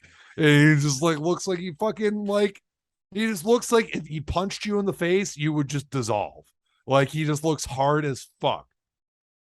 He never encountered Michael Myers at all. Like, they never had a face-to-face confrontation, I don't think. No. And like, he was always just like one step behind. The guy served no purpose. Honestly, I think his character was like a troll by David Gordon Green. Like, he was just like, yeah, you're never gonna see these two jacked up dudes fight. You're never gonna see it. You're like, we're gonna like make you think this guy's supposed to be important, but by the end of the second movie, you're gonna have to like start realizing like, this guy's, it's been 2 movies and this guy's done absolutely fucking nothing. Like, all he's done is fucking show up to like a murder scene and be like, damn, like, this isn't a man we're dealing with, like, or some stupid shit. Like, all he did was show up to fucking crime scenes and say one-liners. And then like, he did have a hard line when he did show up in this. All he did was show up on the scene and say a fucking one-liner. That's what I mean. Like, that's like I'm assuming that his character was like an inside joke for like everybody like on the writing team for this fucking trilogy. But like, you could have at least thrown this guy a fucking bone. I can't even remember what the bone was. Oh yeah, Jamie Lee and fucking, or Laurie Strode and Michael, now they're struggling on top of the goddamn thing. Michael's not actually dead, because why the fuck would he be dead when all you did was slit his throat and his wrist? When like, dude's been shot in the fucking head like several times, survived burn, you know, the whole fucking thing, hit by cars, fucking smacked multiple times with baseball bats, and then you killed him in the weakest way possible. He should be wrestling with fucking Laurie Strode on top of this thing, and then throw my dude a bone out of nowhere off screen. Gunshot to Michael Myers. He fucking he loses his balance, and then Laurie fucking throws him into the thing, and he gets grinded up, because honestly, I think the grinding up was a satisfying way to kill Michael Myers. I did too. Yeah. I was like, okay, yeah, boom. Like, he can't come back from that. You could even put Jason in there, and nobody can come back from this. Like, maybe Pinhead, you know what I mean? But like, and Freddy, you know, like, those guys could probably come back from it. But like, Michael Myers can't come back from that. So that's a satisfying way to do it. But like the wrist slitting and everything. So boom, gunshot. It goes, camera cuts over. My guy, fucking cowboy hat on, just eyes glared, gun smoking. And then fucking Laurie, you know, they exchange glances, and then she just throws this motherfucker into the thing. I'm not suggesting that the sheriff should be the one to do it, just that he's like Vegeta when Gohan. He gets a moment, yeah. Like when Vegeta helps Gohan against Perfect Cell in the beam struggle, in the blast comes down and Cell fucking turns his attention, and then Goku's now Gohan, and then Gohan just blasts the shit out of Cell. Like, yeah, give him the fucking Vegeta role in that one, but no, his role in this movie was to fucking show up, and the one guy was like, "This isn't how we do things," and he fucking pulls a, "It is tonight," or whatever. That's exactly what he said. Or whatever. Like, yeah. Like, I don't know. I want to. The whole ending was very fucking tacked on and anticlimactic. Like, I just don't understand how you end a trilogy like that. The ending was fucking awful. I think that, buddy, I mean, you made a really, really great point. Like, the main thing is it really does feel like they just didn't have anything left to do. And I think that's what I've been getting left to. Like, they just didn't know how to write an ending. Movie. Just do a fucking Halloween movie. It's called Halloween Ends. So end it. Do a Halloween movie and then fucking end it. What did they do in fucking goddamn Friday the 13th Part 4, the final chapter? When they killed Jason and fucking ended it, even though they didn't actually because they brought him back. But, like, what did they do? They just did a Friday the 13th movie. It had been done fucking 3 times before, but they did it again, and they did it great. Like, they just made a good Friday the 13th movie that concluded with Corey Feldman putting a machete in the side of fucking Jason's head, and then his head slides down the machete, and it's hard as fuck, and you're like, fuck, and like fucking blood squirting out of the side of his head. The shit's hard. It was hard. It is hard. It exists forever. It's hard. So why couldn't you just do that? You could have. I mean, you could have, for sure. You should have. They should have. Like, what's wrong with that? Why do you always have to fucking take, and this is what I said in the spoiler-free review, why do you always have to, like, take fucking well-established IPs and then just try to fucking change them? If it ain't broke, don't fucking fix it. And I understand that some people might be like, "Oh God, yeah, we've all seen it before." But you know what? Fans of this fucking franchise want to see it again. They want to see it again and again and again and again. That's why you keep fucking making these movies. That's why they keep fucking making money, because you go to the theater and you expect not to see something fucking new. I've never expected, when I bought a ticket that fucking had Halloween on it, my expectations were never like, damn, I wonder what new, cool, and exciting thing they're going to fucking do with this. No, my expectations are always going to be Michael Myers. I wonder how he's going to fucking kill people in this movie. Like, I wonder what cool kills he's going to have in this one. See, and like for me, like it didn't even have to be like as many kills that were in Halloween Kills. Like, I just wanted basic story things that you would have expected after watching the previous 2 movies. Maybe going into the lore, like, why is he supernatural? What's going on? And of course, you're not going to get all the answers, but at least there's going to be some sort of follow-up and continuity between your trilogy. And like, I mean, from the first film, like the granddaughter is like really built up as like the main character. And then in the last 2 films, she didn't have fuck to do. Like in this one, she's dating the main character. Yeah. Like there's literally like, I always did feel like the way that the first 2 films were kind of building her up and just like her story arc, I thought her story progression for sure was to be the one to kill Michael Myers. I thought that Michael was going to kill Laurie in Halloween Ends to write off her character, like see her character off. You know what I mean? Because Jamie Lee said that this is it. I'm pretty sure. She said, yeah. Like the granddaughter could have just not been in this movie and it wouldn't have changed anything. Like literally, like Jamie Lee Curtis could have just like felt bad for this dude and been like, yeah, I had a traumatic experience too. And like the granddaughter just not be involved at all, and it wouldn't have changed anything about the film. The granddaughter didn't even get to kill Corey. She didn't kill anybody, even though like she's been hyped as like the next generation. Like, you know what I mean? Like, but she didn't do fuck all. She ran back to the house when she realized that maybe Michael Myers was there. Like, all I wanted from this last film was explain sort of what's going on, have some character development with Laurie, and have a badass fight at the end. And it didn't deliver in any of it. I don't even need it for it to explain. I like that they don't explain what's going on with Michael. Michael Myers is best when he's unexplained. Well, yeah, You you're just- not going to answer everything, but like you they just don't even don't- follow up like what happened at the end of the last one. He's like standing in the window at his house. Like at least like explore something, anything. Like in this is just a newspaper clipping. Like, oh, original Myers house torn down, and that's the only follow up you get. It's just like, I mean, like, I thought that, like, okay, the more he kills, the stronger he gets. I thought that was a pretty enough explanation right there. Just fucking like, But this dude, ignores that. I know it ignores that, which is fucking stupid. But I don't. What I mean is that, like, I wouldn't want them to be like, okay, the more he kills, the stronger he gets. Why is that? And then them do some fuck shit where they have the library scene and they discover that Michael I'm Myers not suggesting the libraries. that Michael Myers as a child discovered some fucking black magic book where he learned a spell that would fucking give him more power the more fucking blood that he drew, or some dumb shit like that. Like, I don't want that. You know what I mean? Like, for them to just basically be like, man, it really seems like the more people he kills, like, the stronger he gets and the stronger his bloodlust gets, and just like the more unstoppable he becomes. Like, that to me, like, boom, okay, that's enough of an explanation to me. Now this next movie needs to be focused on, okay, he's just killed a fuck ton of people, so he is like at like the peak of power now. How can we stop him?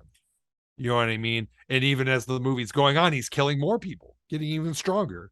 You know what I mean? So it's going to take an insane plan by Jamie Lee Curtis and the fucking cop guy that wants to go to fucking Japan, and fucking and her granddaughter to fucking come together to stop this fucking force of evil. But instead they decided that he's just a man, even though that's totally inconsistent to everything we've ever seen. I think that for me, reflecting on watching all three of these this week, this feels very akin to, for me, the new Star Wars trilogy. Like almost in my head, like perfectly. Geekdom compared it to the new Star Wars trilogy too. No, I mean it's literally Actually, like each film, like to me, almost like mirrors things that Star Wars did in each of these. But the only thing is, with Star Wars, they had all different writers, all different directors per film, so it's a little bit easier to write off or understand. With this, And they were trying to listen to the fans because everyone hated the second one. So the third one, they were like, fuck, we got to get back to, and it didn't work, but like, they were like, we got to get back to basics. We got to do what the fans would want us to do. Like in this one, that's not the case. It was all written, directed by the same that's team. yeah. So that's why it's like, it's not so forgiving. It's not so this, I mean, but I think for me, and Jarrod talked about it, even though, you know, I understand where you're coming from with that. I like, if this would have been, and I don't know if they were trying to do this as a tribute to Carpenter in regards to, he always wanted the vision for Halloween to be a different story about Halloween every single year. And this feels like the Halloween 3 thing I've talked about, you talked about, like, I feel like they were just trying to make a Halloween story in Haddonfield. I don't know if that's what they always went in with the intention, and then he put in his own background with the love story with the cop and Lori, and then obviously with Corey and the granddaughter, and that's what he wanted to do. But like, that sounds okay in theory. That but sounds fine, but they pissed all over the main character. Like I said, like they pissed all over Michael Myers. Like, you want to do a movie around Michael Myers, that's fine, but make sure that he's still fucking Michael Myers, and then he does Michael Myers things. Don't piss all over the character. Like, don't do shit that makes me fucking be like, what the fuck, in the middle of the movie. Like, not even that you have this new character in it. I didn't say what the fuck because you introduced a new character and gave him a story arc. I said what the fuck because you took everything about Michael Myers that's been established and basically just pissed all over it and changed everything. Like, well, because when they made Halloween 3, like, obviously they only had the 2 films that were out, so they didn't realize, oh, this is a pop culture phenomenon. Like, you know what I mean? Yeah. Like, they've had 40 years to kind of know that this isn't what people are gonna want. Right. For me, I think I rated it. I don't like the ending. I want to put that in there. Besides, obviously, him being ground up, I thought that was great. I said that when we first talked. Like, Miles, the ending, I'm totally cool with him getting ground up. Oh, I'm cool. Yeah, I think that shit. I think that shit was cool. I was like, yep, if you want to get rid of him, that's smart. That's how you do it. And it looked cool. It looked cool on screen too. I'll say that. It made me sad watching it because leading up to it, there was nothing leading up to it. Because as you said, it was a piss poor final confrontation. So when it happened, I was because they just tacked it on. It was so obvious that they just tacked it on because they wanted to tell their story.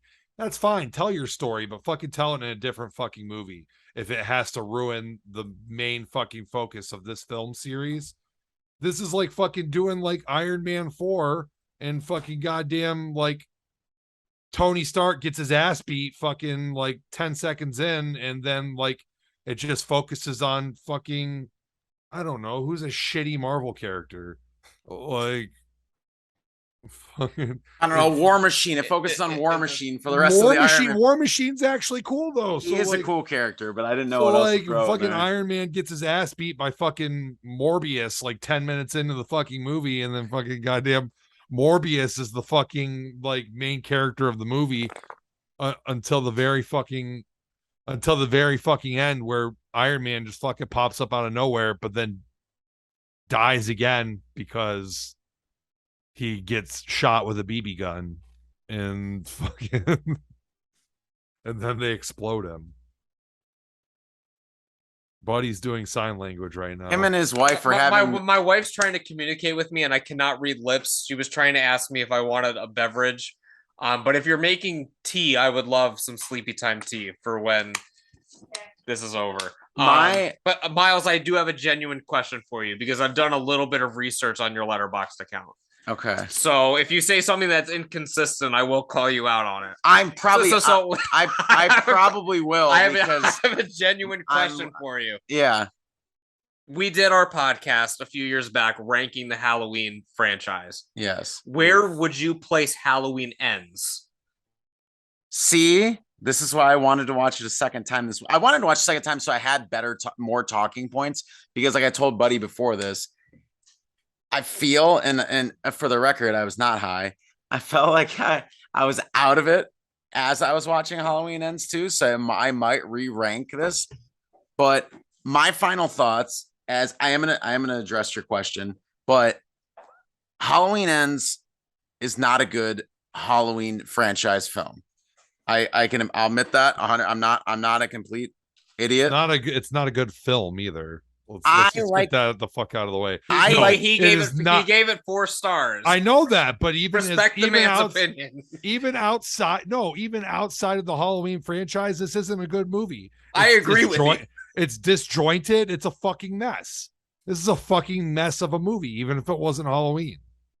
I like the film within the film, which is why I rate it. Yeah, John Carpenter's The Thing within the film. Yes, I love that too, Miles. Yes, yeah, Hard Target was sick. It is sick. There's some good, but certain things, a lot of my scores and stuff too, is how it makes me feel, the emotion I feel, and the relatability to me.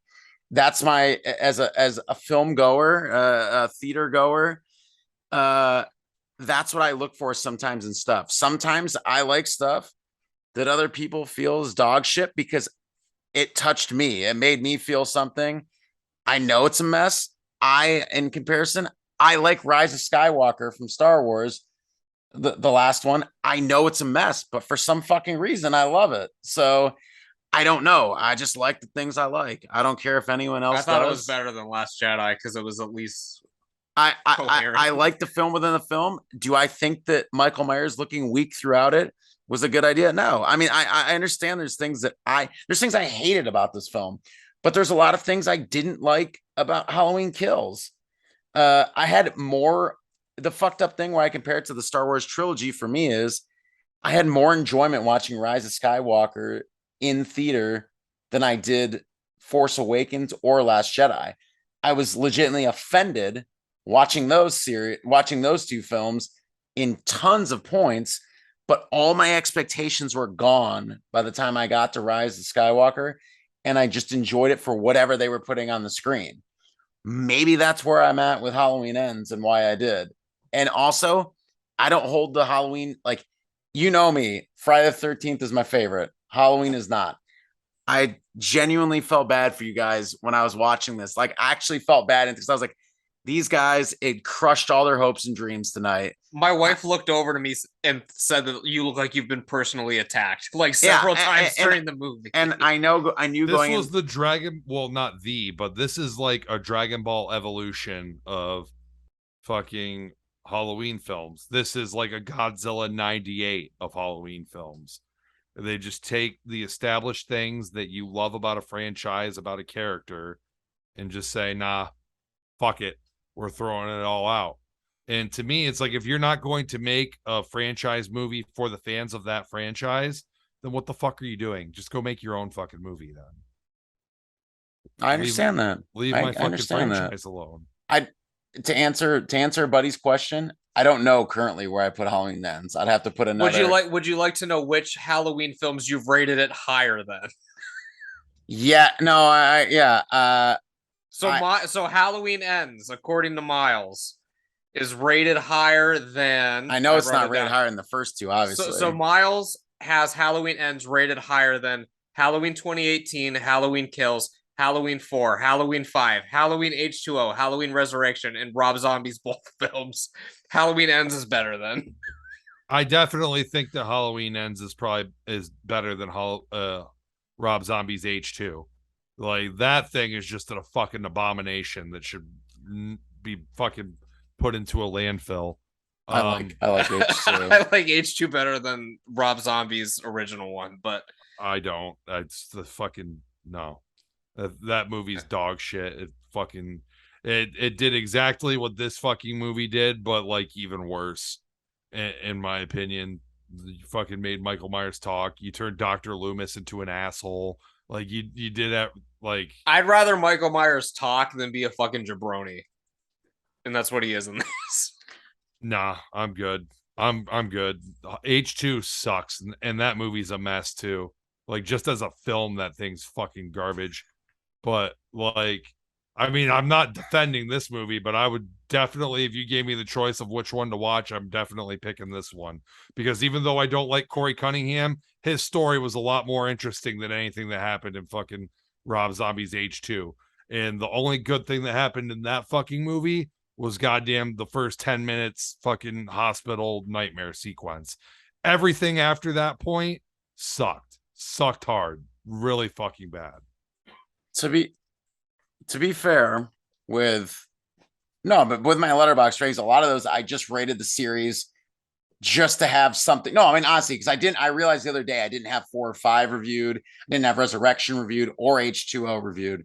So I went in and reviewed them all on the same day because, like, to be honest, I don't, besides Halloween 4, which I know I need bumped up, I don't have strong, like, what Curse. I should have had Curse, should have been at least 4 stars, wasn't it? So Curse was the same rating as Halloween Ends, and then you had obviously 2. The first 2 were rated higher, but yeah.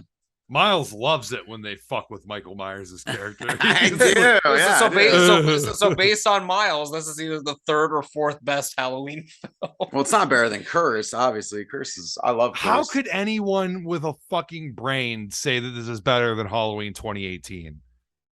Stop. That is a joke. That is fucking objective. That is objectively wrong. That is not even opinion. That is objectively wrong. Halloween 2018 is better than this movie in every way, and that's just a simple fact. Better kills, better story, better fucking pacing, better fucking goddamn I don't want to say mood, but I guess I'll say mood because I can't think of the right fucking word. Just better in every way. Better soundtrack, maybe better acting in this one, but that's about it. That's literally it. Halloween 2018 is so much fucking better than this movie. So much fucking better. I said I wanted to go back. I walked out of the theater knowing it was a horrible mess, but I loved it for some reason. Maybe because I'm a horrible mess. I don't know. But I really liked Halloween Ends. I probably would put it equal. 2018. No, listen. I probably would bump it down because I wanted to rewatch it this weekend. I like each three of these, just like I like each of the last Star Wars trilogy, which I will compare for a final time. You could say you like it more than Halloween Kills, even though I think that's wrong. But I mean, Halloween Kills has a lot of problems, so whatever. But Halloween 2018, I've never understood anybody's fucking bone they had to pick with that movie, where I was just like, well, damn, how could you possibly make a better Halloween sequel than this? Like, it just can't be done. Like, and that was proven correct when David Gordon Green consistently got worse with each sequel he directed after that. Do you like Halloween 2018 better than Halloween 2? They're like, I think I have Halloween 2 ranked above it on my Halloween ranked on my Letterboxd, but it's like a close third. Like, they're neck and neck, honestly, for me. Like, they're just like, they're both like direct sequels to the original that I love everything that they fucking did. Like, two different directions, and I enjoy both directions pretty much equally. But also, Halloween 2 has a huge nostalgia factor for me because it is the first Halloween movie that I ever watched. And it made me fall in love with the franchise. Literally, the original Halloween was actually the last Halloween movie that was made at the time that I had seen. Like, I watched them all the fuck out of order. Same. I will say, after rewatching Halloween Kills, I enjoyed it thoroughly more the second time watching it because I was able to kind of know what I was getting into. Exactly. And I thought it was a ton of fun. But I don't think that'll happen with this. I don't think I'll look back on this a year later and be like, damn, that actually was good. I just don't see that occurring. There's not really anything to look back on and say that about. Like, as much as there was ideas in here that I thought maybe had potential, I thought that those ideas were botched in the end. Like, even if the Corey Cunningham storyline had potential, they botched it. They didn't execute it well, to the point where this once sympathetic character at the drop of a dime was now just very, very unlikable and pretty much repulsive.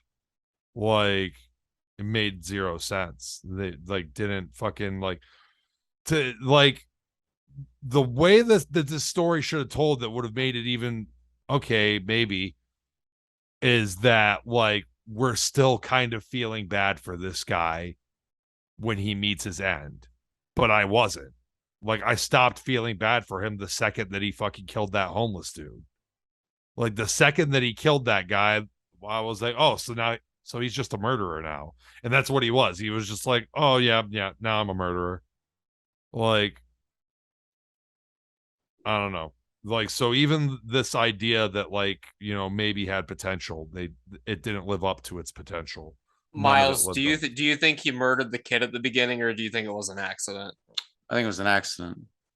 I'm pretty sure that during the quick flashes, and it's not fucking hinted at that maybe this was just like his own psychosis or not, or if it was a legitimate flashback.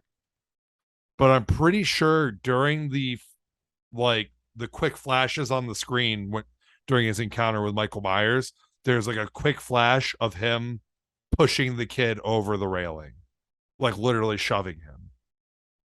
See, I need to see that. I wanted to rewatch it again. I mean, that was the whole thing. But I'm not sure. Like, that's just like one of those things because everything was flashing so quickly that I was kind of like, did I just see that?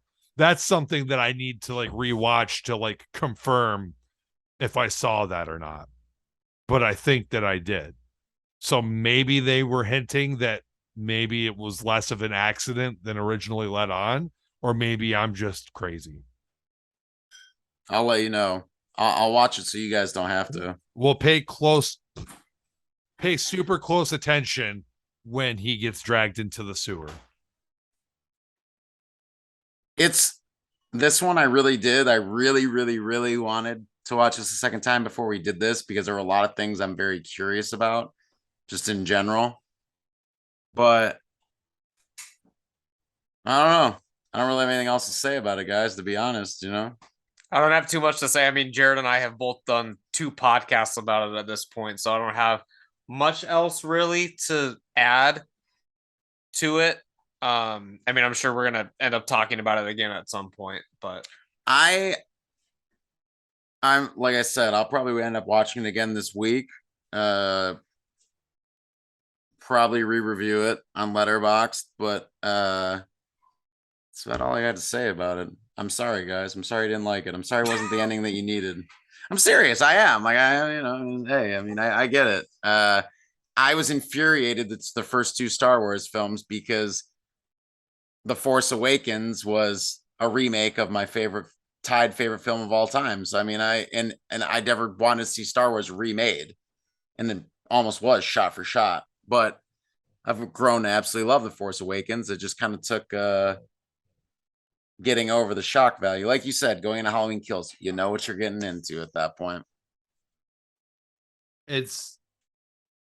I'm ready for the next reboot. Let's see what the next director does, because I mean, let's face it, Halloween ends. Halloween is never going to end. No. Michael Myers is a fixture in Hollywood cinema for the rest of human civilization, however much longer that lasts. Michael Myers will get new movies, and we can only hope that the next ones will be better. Hopefully the next reboot will be better. Hopefully they don't give it to like Jordan Peele.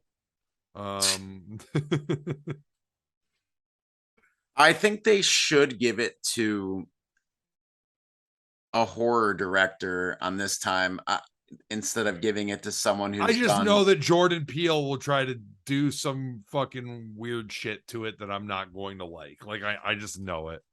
So that scared the shit out of me. But I mean, yeah, they definitely need to give it to a horror director, and hopefully someone that's I mean, if they're a horror director, they're probably a huge fan of the franchise, especially if they're gonna sign on to do it. I mean, apparently David Gordon Green is a huge fan of the Halloween franchise, and I mean, obviously he is, because you see all the nods to the movies and everything like that. Yeah. Just he's not a Michael Myers fan though. He's a Halloween fan for sure. But I just don't like where he ended up going with it. Maybe he signed on for a trilogy and kind of got sick of the franchise before it ended and just kind of wanted to take it in a radical different direction. I don't know what the fuck happened. Like I said, 4 writers on this movie. That's pretty much at least 2 too many. It's probably 3 too many, but there's lots of great movies that are co-written like two people.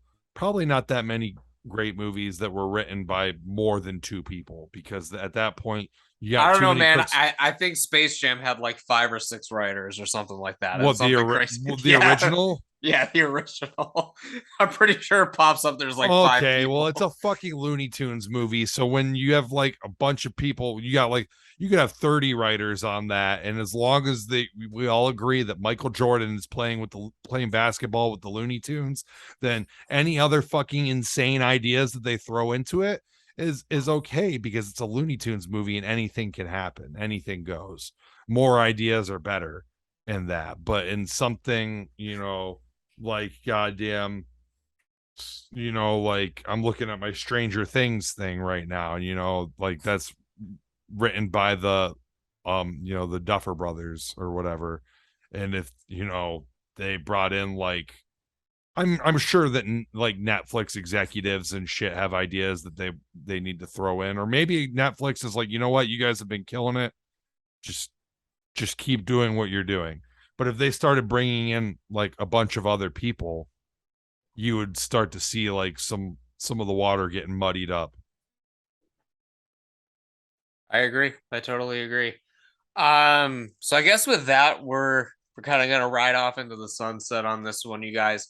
If you haven't already, please make sure. Go ahead. I have one You final have one thing. final thought. One Okay. final thing, because it's something that I've seen online. I didn't mean to cut you off there, but so David Gordon Green's next thing is the new Exorcist reboot. A lot of people want him to be removed from that based on this. But all things aside, I mean, Exorcist is one of my top 10 favorite films of all time. I mean, it's I fucking love it. I mean, anyone that knows me knows that. Do you guys, I know Jarrod might not be excited. I'm excited to see what they do with it. Obviously The Exorcist has had a huge, like, rocky, everyone knows, you know, everything up and down franchise. What do you guys think? Do you think that horror fans should be less excited? Should they be up with their pitchforks trying to get him removed from the project? I don't think he should be removed, but don't give him a trilogy. Like, if he's passionate about doing one film, we can see he can do one film that he's passionate about well. This all depends.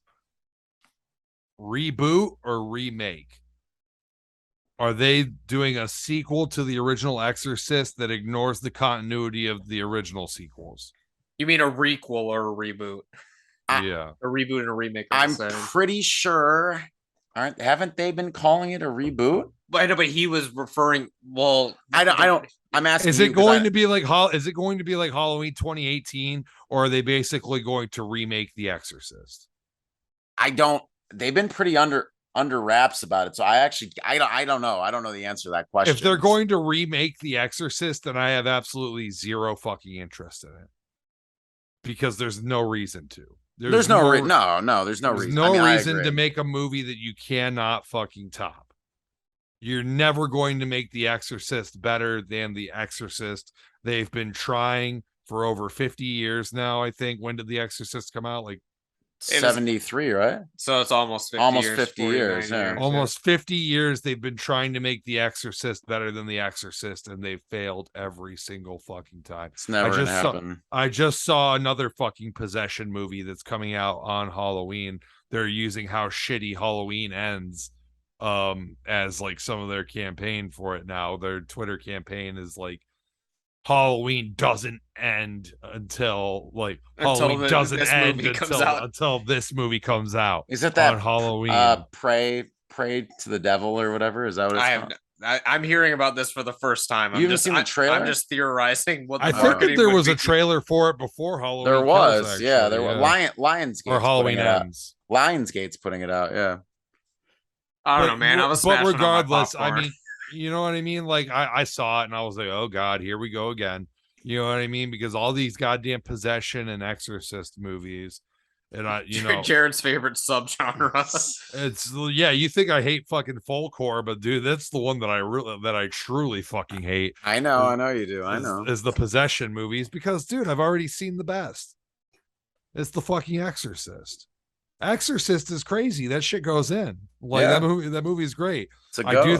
I do think that there's more problems to it than people are willing to admit. I think that it's kind of paced wrong. I think that they should have re-edited some of the scene. Like, the climax of that movie, you can't tell me the climax of the movie shouldn't have been the fucking her getting out of the bedroom and Spider walking down the stairs. Like, that shit was like the fucking craziest. Well, that was never in the original version of the film. Warner Brothers found that in 2003 and edited it back in the film. That was never in the original. Well, I swear to God, it's on my VHS copy that I fucking watched of it. They might have. I mean, it might have been. They might have released a VHS. Like, is your copy? It wasn't in the theatrical version. It might have been when they first put it out on home video. But it was not. But either way, when they shot the scene was not shot to be in the climax. It was shot to be where it was. What you're saying is, during the final confrontation, she should have spider walked down the stairs. Basically there's a scene in the movie like where she gets out of the fucking bed, and at my point, that's when the tension is at its absolute fucking peak. It's like at its highest. Like, she's out of the bed, she's fucking shit up, you know what I mean? And I'm just like, whoa. But then they get her back into the bed, and then it just seems like, even though the final exorcism is kind of crazy, and she, heads are spinning and bodies are flying and windows are flying open and shit and all that stuff, you know what I mean? But like, to me, it didn't seem like the stakes were as high anymore, because they already had her in the bed basically fucking tied up. Whereas like when she broke out of the bed and fucking was spider walking down the house, not only was it the creepiest scene in the movie, but it was also like the scene with the most potential for like someone to die or like something to radically go wrong. I don't even Right. remember how they got her back into the fucking bed, honestly. In the extended, I think they do call it an extended cut. It cuts to the next scene, like literally cuts to a completely different scene, and then they don't ever explain how they got her back into the bed. Right? Am I? It's been so long since I've seen it. I think can't recall. that's correct. I'm pretty sure. Like I said, I don't remember either. I'm pretty sure it is kind of a thing where it's like They she's never. fucking spider walking around and fucking going crazy, and everybody's like, no, no, or whatever. Like, you know, everybody's freaking the fuck out, and then it just like cuts, and then like Maybe she's in there. maybe that's why they cut it from the film originally, because they were like, okay, how does this make sense? Like, how did they contain her after this? Well, which is what I mean. They kind of got ahead of themselves there by kind of doing that. You know what I mean? Like shit got a little bit too crazy. How can you stop this basically now without having the fucking exorcist pull up and straight up exorcise her right fucking there, like in the middle of the fucking house? I'm not trying to fucking blasphemize the fucking one of the holy grail of possession films, but like that might have been why it wasn't included, because just like That's what I'm saying. like Yeah, how Romero doesn't like, not doesn't like, he doesn't prefer the extended cut of Dawn of the Dead, because even though there are a lot of things I love about it, he just feels it's not the right tonal version compared to theatrical. I think maybe the spider walk was super fucking cool, but they're like, well, we don't have anything else like this in the film, and that's why they cut it, maybe. And maybe to your point, like they're like, oh shit, that's gonna be better than the climax, we can't put that in, like it's not, you know, it's just like not gonna work. Like, I mean, it could have been like you could have done the climax first, like the original climax first, and like kind of have it be like a failed exorcism or yeah, something, or maybe like he's trying to do the exorcism or whatever, and then she fucking breaks out, then starts doing the spider walk throughout the house, and everything's going fucking crazy. He has to finish the exorcism like out there, like on the fucking staircase or whatever, and then like that fucking like that time it's a success, and maybe like picture frames are all falling down and shit, and like furniture's flying all over the place, and I don't know, all kinds of crazy shit. I mean, that's just the, you know, this is all in hindsight now. Like looking back, I mean, I could probably think of a couple things about Halloween, my favorite movie of all time, that like in hindsight maybe you could go back and like put this scene here and change the ending to this.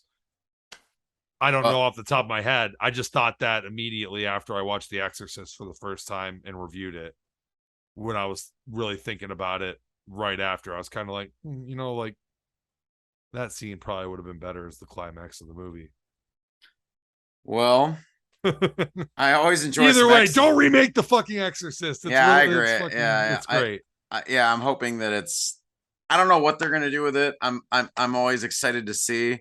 My hopes aren't high, but I hope whenever they redo Halloween again that you guys have more fulfilling whatever they're gonna do. I hope you like it. I'm sure I'll like it. That's all I got to say. That's all I got left. That's all I got left for it. I don't know. I sure as fuck hope that I like it too. You know, with 2018, I had sky high expectations for this trilogy and very excited for the next two movies. When it was announced that it was going to be a trilogy, I was like over the moon. And even by kills, being a little disappointed, and now extremely disappointed in that, and this new one is just extremely disappointing and frustrating experience for me. So that sucks, and hopefully the next reboot will be, I don't expect it to be better than 2018, but better than, you know, at least ends. I don't know. I agree with you. Although looking back on kills, I have a lot of fun with it. I don't hate kills. I'm pretty sure I still have like 3 or 3.5 stars on it. I like that movie. I It's think fun. we all gave it the same review. I think we all have it at 3.5 I stars. bumped it up to a 4 after my rewatch. Oh, did you? Yeah, I had a lot of fun with it the second time, just because I was able to shut my brain off and be like, all right, this is absurd, but I'm just gonna roll with it. That's what he said. I wanted to make a Michael Myers exploitation film. When I read that in a recent interview, I was like, oh, it makes fucking obviously that's what you did. Like, that's what I liked it, and I liked the idea of making Michael Myers just go absolutely fucking bananas and just fuck everything up. I thought that part was cool.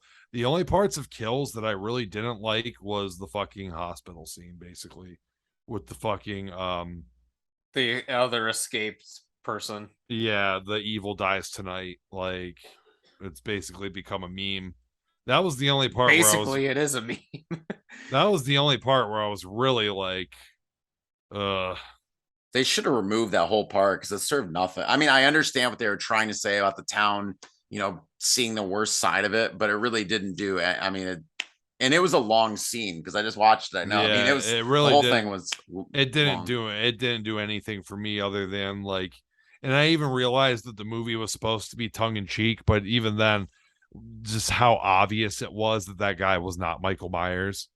And and that they were just going crazy for it. Like, the whole scene was unnecessary. I mean, some people had a problem with the ending of Halloween Kills, and I thought the ending for Halloween Kills was fucking awesome. I was headbanging like through the fucking whole thing where he was just murdering everyone. My ass was just like, let's fucking go. Maisie was over there just like, what the fuck? My ass was like, yeah. Like, Yeah, dude, because that's all I want to see. That's all I want from a Halloween movie is just to see Michael Myers kill people. That's it. That's why there's so many shitty Halloween movies that I understand are objectively shitty movies that I still fucking love. I still fucking love Halloween 6 because even though the plot of Halloween 6 isn't my favorite, the kills and the atmosphere, which is the word that I was looking for earlier, the atmosphere in Halloween 6 is great. And Michael Myers just fucking kills people. Halloween Resurrection, objectively bad movie, terrible fucking movie. Michael Myers kills a fuck ton of people in that movie, and Busta Rhymes is in it. That movie is fun as fuck. So fun. You know what I mean? So Halloween Kills is fun, but just the one scene was kind of pointless. I could have did without it. I know you guys want to go to bed. I'm sorry. No, it's okay. It's I wanted you guys to get it all out on the Everybody table. knows that how passionate I am about the Halloween franchise. Been I know. passionate about it for a long time. It's good. It's good to be. It's the series that got me into horror movies. I was not into horror movies before I got into Halloween. Like, not at all. Miles, you want to take us home? You've heard enough of these outros. How do they go? What do we say? Let me see if I can do this. I don't know. We're really burning the no fucking lie midnight oil right now. Subscribe. Go to all of our social media channels. Leave a review. We didn't do anything about Cocktober in this one, but oh shit. We'll be going for another hour, boys. I don't know if I. What's the sexiest version of Michael Myers? Have we done that yet? We did the sexiest Jason. Who's the sexiest Michael Myers? I'm gonna go. Bro, gotta go Disco Myers on this one. Part 4. Yeah. I think I'm gonna go with Halloween 2.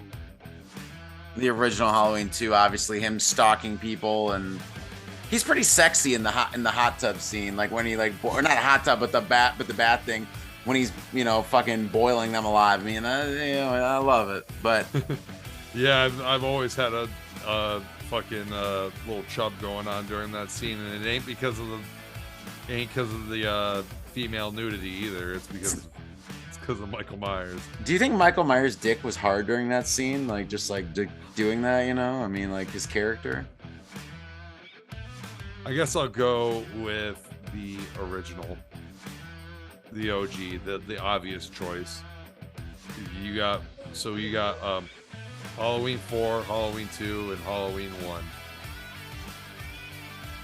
Cool. 3 of the best films, so there you go. Yeah, there you go.